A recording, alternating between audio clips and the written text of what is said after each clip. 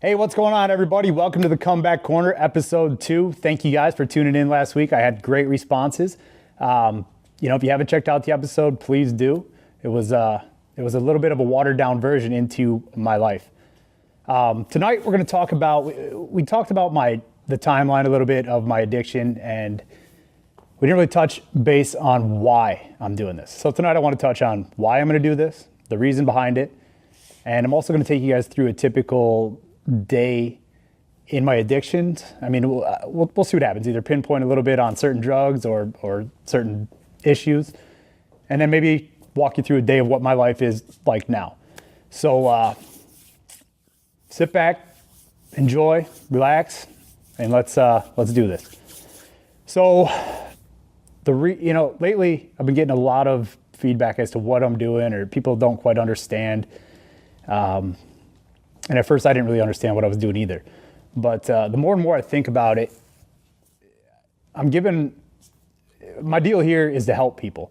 I truly believe that I'm going to give a voice to the people that are out there right now that don't have, let's just say, the courage maybe to stand up. They're down and out, or they're not at the point yet where they're ready to stand up and they're going to fight for what they ultimately want to get away from. This is going to be my platform to talk for them, basically give them a voice to prove that it's going to be okay. I mean, I just had a conversation with a girl here right before we started this. Nothing to do with an addiction, but it's going to be okay. She's going to be okay. So that's basically what the whole purpose is. My deal here is to help people. That's what I want to do. That's what I'm about. I'm about coming back, showing people that I can beat all the odds. And another reason too is if I die tomorrow, the blood that's in me is in my son. Who's going to tell him what to stay away from? Who better than his dad to document the journey, the ups, the downs, I'm going to tell it like it is. Who better to tell him than his dad what to stay away from if something ever happens to me? So, yeah. Mainly, the main reason I'm here is I want to help you. I know there's people out there because I'm getting it daily. I'm getting the emails. I'm getting the texts. I'm getting the handshakes at the gas station.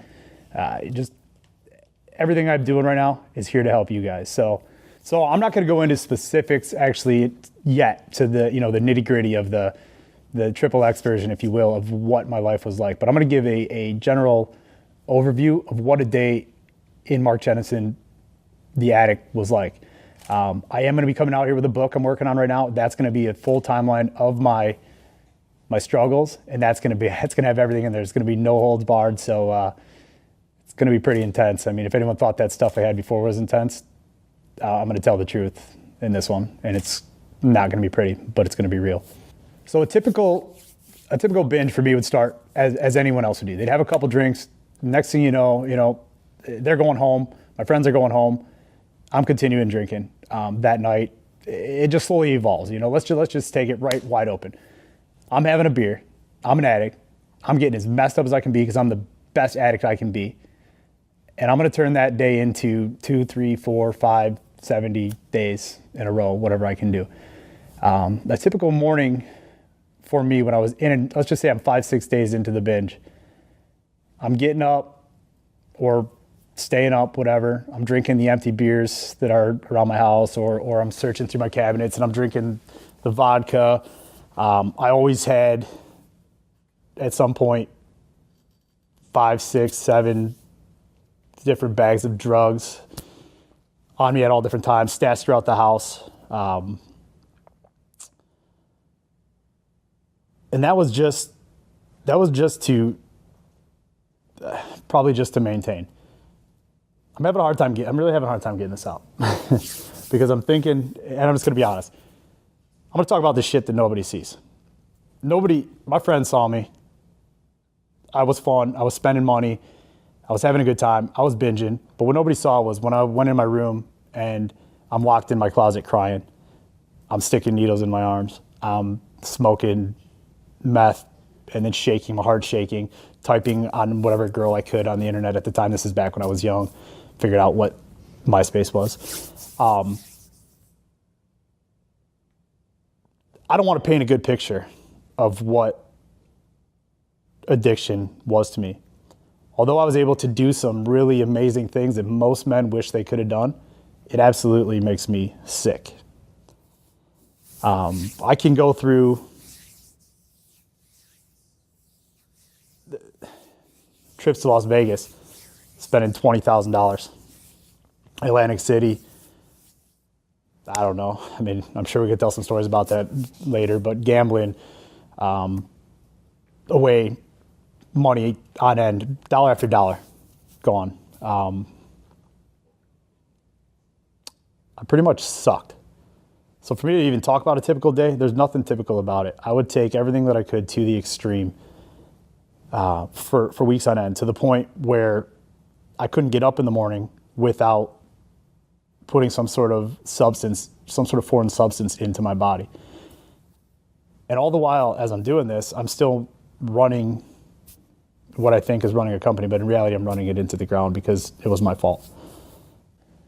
So I don't know many other addicts, so I can't really speak for what life was like for them. But I can speak for what a day in the life of Mark Jennison was. And I don't mean to be talking in third person, but that's how it's going to go. I was, like I stated in the last episode, my use of whatever it was to the extreme, to the maximum fullest that I could. Hundreds of thousands of dollars wasted. Actually, I just had a conversation with a girl today about how much money I wasted, and it's sickening. But what I'm going to talk about is what it was like for me, because I did the time that I had money, that I was going through the addictions.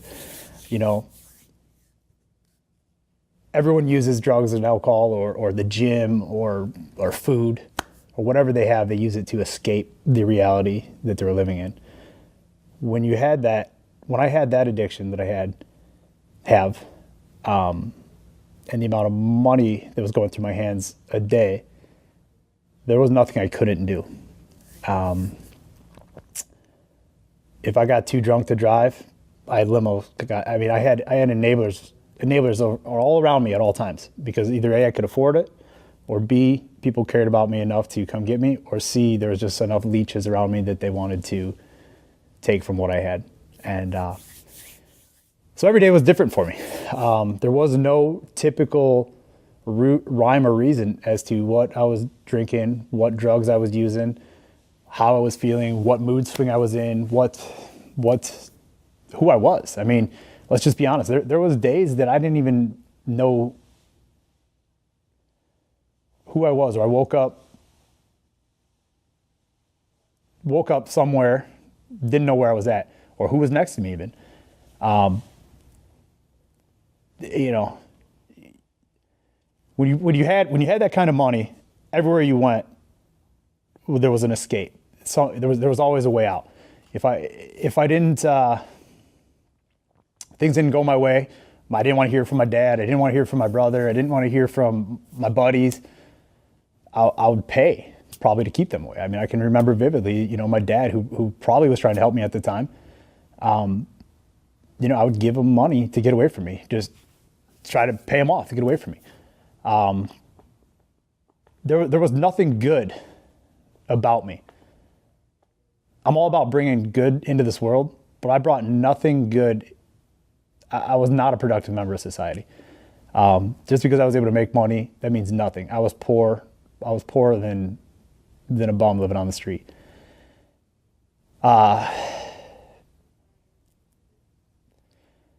There was nothing that would stop me. I can remember a day that I took some morphine, and I turned that day into like 3 days. Whoever gave it to me said, you know, just have a little bit, and I took all of it. And I can remember the day turning into 3 days and sleeping in the back of the truck, or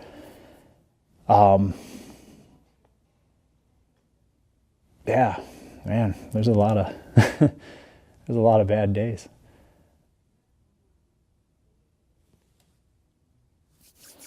But yeah, so I don't know where I was going with that.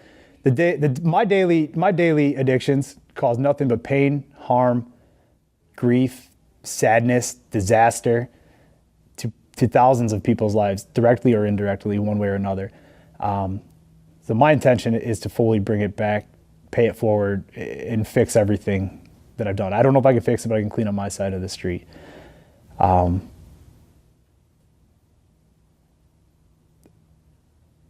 I am disgusted with who I was. I always have this picture in my mind of this little boy who I think I was, that thought he was going to be special, thought he was going to be something. And I can still remember back to being just a good little kid. And the truth is, I'm not that guy, and then I watch my son now and I'm like, how did I go from being something so pure and innocent to this monster of a drug addict, of an alcoholic, of a liar, of a cheater? Just a horrible human being. I don't have that answer, but what I do have is the ability to help some people here, and that's what I'm going to try to do. I do want to focus a little bit on what a day is like for me now. A typical day now is nothing. It's great. I mean, if I wake up and the sun's out, man, I get a feeling that I never felt off any other drug.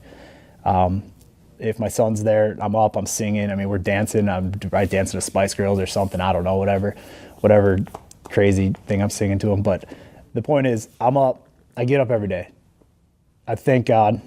I pray to God that I'm here to be alive, that I'm here, I'm alive. I pray for my son. I get up. I write my goals. I'm determined to accomplish those goals. Make myself some breakfast, go work out, come into work. I walk into work, I can hold my head up high. I mean, there was a time when I couldn't even, my brother and my best friends, I would take the back entrance into my own building because I was so messed up that I didn't want anyone to see me. And I'd come in just to sign a few checks and then get back out and drink. But now I can walk in, I got my lunch bag, I got all my food ready up, I got my day set, got my appointment. I'm maybe not always in the best mood every day, but I'm grateful and I'm thankful to be alive. And I'm thankful to have the opportunity to touch a bunch of people's lives here. What I do know through this all is there's no going back. You can't, as great as I think, and as much fun as I did have through some of those days. I mean, like I've said before, I lived a life that most men wish they could live. It's something you see on TV, and the things I got away with were hard to imagine. I don't know how I got away with them. Always in the back of my mind, I know that I could go back, but I'm never going back. So if I had to compare, if I had to trade everything that I had for today, just, the money that I had before and the stuff that I did, to a pure life where I never experienced any of those issues or everyone, life has struggles, but I would gladly trade everything I had in the past for what I have right now. And the ability to do that and be able to help people and get on this platform here and be able to relate to so many people out there is just, it's amazing to me. You're seeing this in the rawest form. I have no script. I had an idea of what I wanted to talk about tonight. I don't even know what I just said,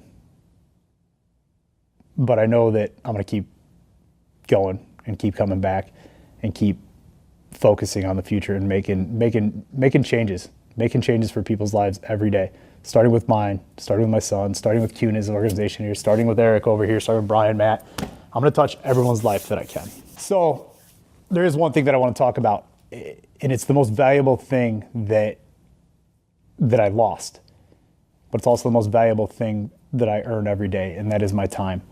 I would turn days into weeks, weeks into months, months into years of wasted time. I can't go 10, 15 minutes now without feeling like I'm wasting my time. If I don't do something, I feel like I'm wasting my time. I don't know how or when the switch came, but it came, and it came in one form of one thing that I think is going to be the main backbone of what's good for the Comeback Corner, what's good for everybody else, and that's action. I decided to take action, to own my life, own my problems, own my time, own my addiction, and just fix it and fix everything. I don't think that there's anything that can't be fixed without action.